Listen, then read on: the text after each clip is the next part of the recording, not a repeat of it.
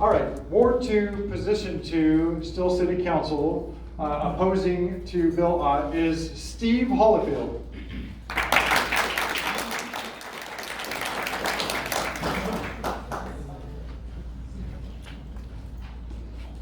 Hello, I'm Steve Holifield. I'm brand new. I've never been a politician before. I've never run for office before. So I'm standing here before you. I haven't been doing public speaking for a long time, so I'm a little nervous up here. But I'm here to tell you who I am. And who I am is I moved here about 10 years ago after retiring. I'm a very lucky person to be able to retire and have a pension and move to Eureka Springs to be a citizen of Eureka Springs.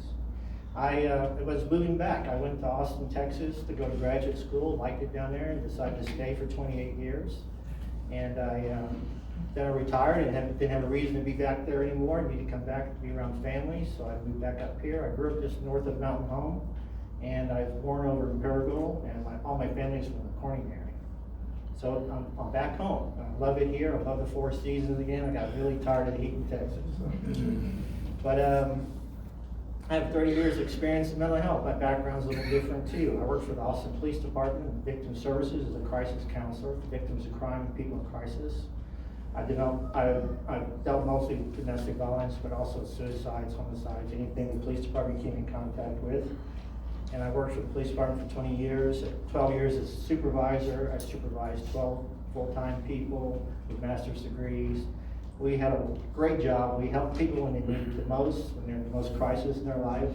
And it was a very fulfilling job also, but a very stressful job. So retirement was a welcome thing. I got to throw my pager away and be free and not have to be anywhere at a particular time. I did work in different agencies. I worked in city, county, state, and federal government agencies, so I understand how some government agencies work, so I have a little understanding there. I'm also a trained mediator for the Austin Dispute Resolution Center. So I did volunteer work in Austin, and I've been doing volunteer work here since I moved here. I've been on the Historic District Commission, and I've been on there for several years. I think anybody who's dealt with me on the commission, and on the chair right now, knows I treat people professionally, I treat people fairly. Every application is brand new, I don't hold grudges. I see the Historic District Commission as a resource to our community, not a policing agency, and I like to see that even go further in the future. I also been on the Purple Flower Organization, which is the domestic violence sexual assault organization for Carroll County. I was a transport person and also on their board. I was president of the board for a while. So my background, the police department helped me there.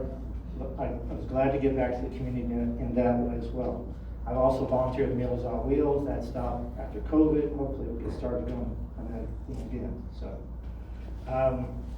So I think I bring a unique perspective to this position because I'm a retired person. And we have a pretty good size retired community here in Eureka Springs. And I think we don't have a lot of voice and stuff. So I think we need a balance, and I definitely support businesses and people who work, but also the people who are retired here want to make this a nice place to live, want to be able to walking down the street and feel safe. And I've been listening. When I was collecting my signatures, I listened to what people had to say about parking. Of course, it's a nightmare here. I understand that completely. And other things people mentioned was sidewalks. And I like to use my position and my background in the police department to make our city a more safer city and maybe a more connected city with the community with the police department.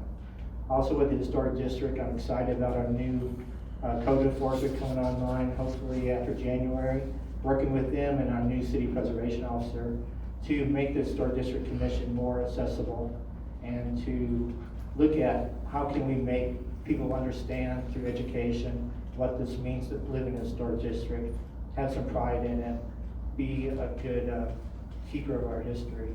And I think that's about all I have to say. I have my little green pamphlet, my name, address, and my email address. Co-spirator, Steve Holifield.